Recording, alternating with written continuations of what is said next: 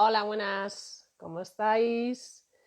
Bueno, hoy quería contestar a 4 preguntas súper interesantes que me habéis hecho a lo largo de esta semana y que creo que es muy interesante dejar grabado y que podáis ver pues en cualquier momento. Voy a empezar.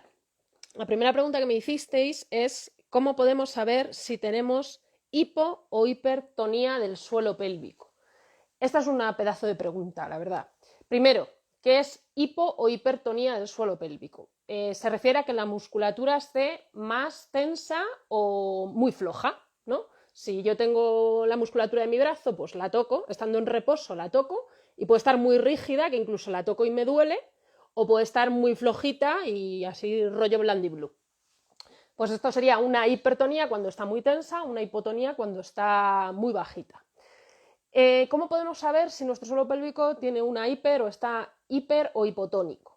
Pues la respuesta fácil y rápida es con una valoración de suelo pélvico. La respuesta un poquito más larga, si queréis aseguraros, desde luego con la valoración de suelo pélvico lo tenéis hecho. Si queréis intuir vosotras si podéis tener una hiper o una hipotonía, lo más fácil que podéis hacer es introducir los dedos en la vagina, nos lavamos las manos. Yo estas cosas las aprovecho para contaros las que la hagáis en la ducha. Nos lavamos las manos, introducimos los dedos en la vagina y para ver cómo está nuestra musculatura, lo más fácil es que vayamos con los dedos hacia atrás, ¿vale? Porque la musculatura la vamos a tocar en toda esta parte. Esto es como un corte de nuestra pelvis, en la que quedaría aquí el pubis, la vejiga, la uretra, la vagina, el recto y el ano, ¿vale? Entonces, vamos a introducir los dedos hacia atrás, en la postura en la que nos encontremos más cómodas. No os voy a dar muchos detalles porque no me quiero enrollar, no quiero que quede un vídeo muy largo. Entonces podemos introducir los dedos hacia atrás en la vagina, como mirando hacia el recto, y palpar, ¿no?, que toda esa zona. ¿Qué puede pasar? Pues que esté muy blandita, y entonces eso nos puede indicar que hay una hipotonía, o que esté, pues que toque y que haya una resistencia, pero sin más, ni me molesta ni nada, o que haya zonas incluso que me molestan o que están como si fuera una cuerda, o hay puntos así como más tensos que incluso me duelen. Entonces eso me puede indicar una hipertonía, ¿vale? Esto es lo más básico para que podáis saber si tenéis una hipo o una hipertonía del suelo pélvico. Hay más formas de saberlo, pero esta yo creo que es una forma muy sencillita. Siguiente pregunta.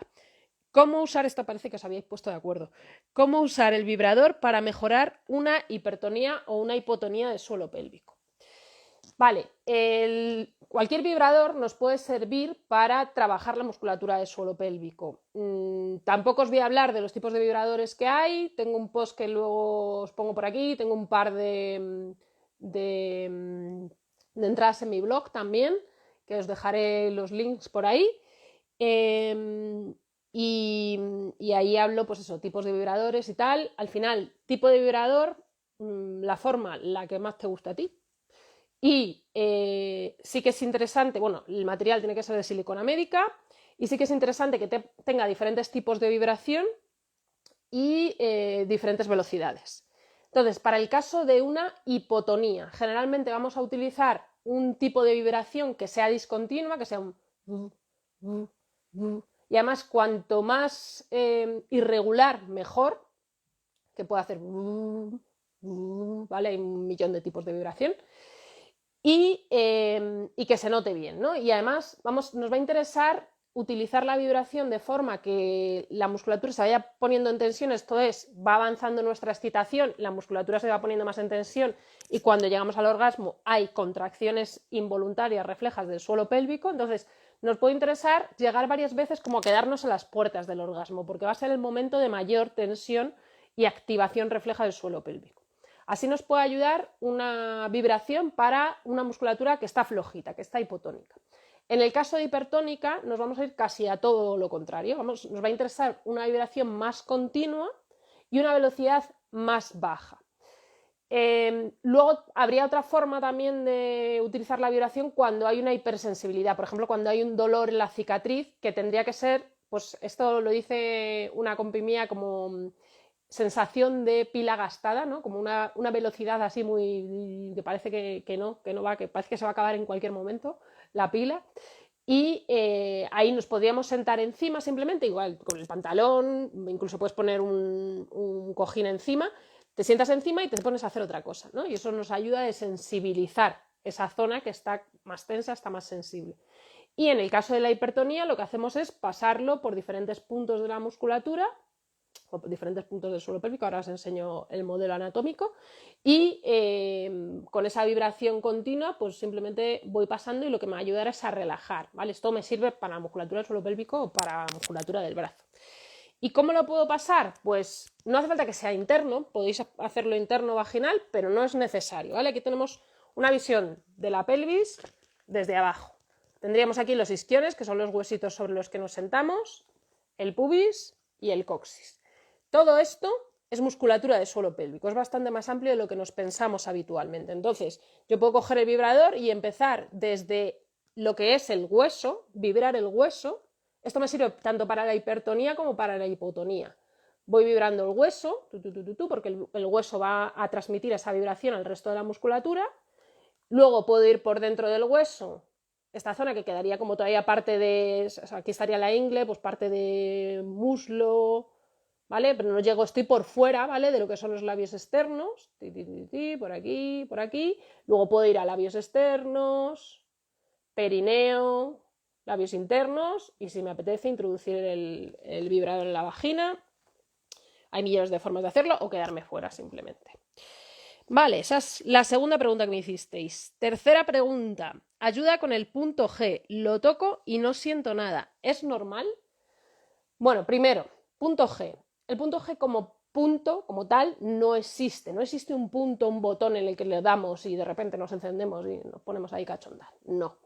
Es más bien un espacio, una zona. Se llama, de hecho, desde hace unos años se le llama más complejo erótico de la pared anterior de la vagina o complejo, a ver si me sale, clito-uretrovaginal, ¿vale?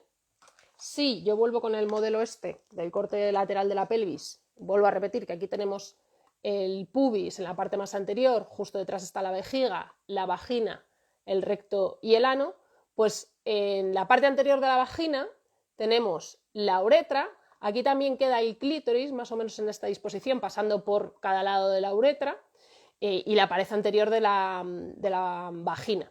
Y además en esta zona de la uretra está lo que se llama ahí me saldrá, la próstata femenina o las glándulas parauretrales. Entonces, toda esta zona anterior de la pared anterior de la vagina suele ser una zona muy o más sensible o muy sensible, pero depende de cada mujer también. ¿Vale? Esto, vamos, es igual que, yo que sé, que al que le tocas el dedo gordo del pie y le excita, y a mí me tocas el dedo gordo del pie y bueno, pues me da gustito y poquito más. Entonces, que si es normal, pues sí, entra dentro de la normalidad el tocar, buscar el punto G y decir, pues es que a mí no me da tanto placer, como decía, porque es que luego influyen un montón de cosas. Primero, el dónde lo estoy buscando y si estoy dando en la zona que es, ¿no? Segundo, en qué momento de excitación estoy, porque es que a mí, yo qué sé, me tocas el clítoris en un momento en el que no estoy excitada y es que no me pone absolutamente nada. Entonces, hay varias cosas para tener en cuenta. Entonces, ¿es normal tocar el punto G y no sentir nada? Pues sí, puede entrar dentro de lo normal. Bueno, y para terminar, última pregunta. ¿Cómo afecta tener un quiste de Bartolino? ¿Cómo afecta en cuanto al suelo pélvico? Un quiste de Bartolino es cuando hay una obstrucción de la salida de la glándula de Bartolino o glándulas vestibulares mayores. Las glándulas vestibulares mayores están, bueno, ya que estoy, pues saco el otro modelo, están en la vulva, en la parte posterior, sí, posterior de la vagina, en la entrada de la vagina, justo en la parte posterior, son dos glandulitas que quedan ahí como a los laterales, que segregan unos líquidos que ayudan a la lubricación de la vulva, etc. Entonces, ¿qué pasa? Estas glándulas a veces se obstruyen por diversos motivos y pues el líquido se queda dentro y empieza a acumularse y se hacen unos quistes, ¿no? Que pueden ser entre 1 o 4 centímetros, lo más habitual, pueden ser más grandes. Y estos quistes en principio son benignos, no suelen molestar. Hombre, si son 4 centímetros, pues hombre, ya puede molestar el roce y eso. El problema es si se infectan, que ya se crea un absceso, entonces eso, bueno, hay que tratarlo a nivel médico. En cuanto al suelo pélvico, ¿cómo pueden afectar? Pues la verdad es que le estaba dando unas vueltas a esta pregunta porque a mí nunca me ha llegado nadie a consulta en plan de, oye, es que tengo estas glándulas infectadas, tengo estos quistes en las glándulas de Bartolino y, bueno, pues hay problemas en mi suelo pélvico. Sí podría afectar porque al final suelo pélvico y todo lo que es el complejo de la pelvis es un sistema, es como un ecosistema, ¿no? Y si hay una zona que está funcionando mal, sea por mala posición, sea por falta de tono en el caso del suelo pélvico, por ejemplo, o por mil cosas más que se me pueden ocurrir, pues al final afecta a todo lo demás. Pero por sí misma, una bartolinitis yo creo que no tiene por qué afectar al suelo pélvico. Ahora, pues que nos afecta a nuestro día a día, a nuestra calidad de vida, desde luego. Bueno, estas son las 4 preguntas que me habéis hecho. No sé si, ya que estamos por aquí, todas las que os habéis conectado, si tenéis alguna pregunta más, aprovechad y dejádmela, que así, pues mira, tenemos alguna cosita más. Si no, sería esto. Os voy a dejar este vídeo grabado porque me parecía que contestar en stories y sin más, pues se iba a perder en algún momento y me parecen 4 preguntas súper interesantes. Así que nada, os lo voy a dejar grabado y cualquier otra pregunta que tengáis, pues me la dejáis en comentarios y lo vemos. Un besote, que tengáis muy buen fin de. Hasta luego.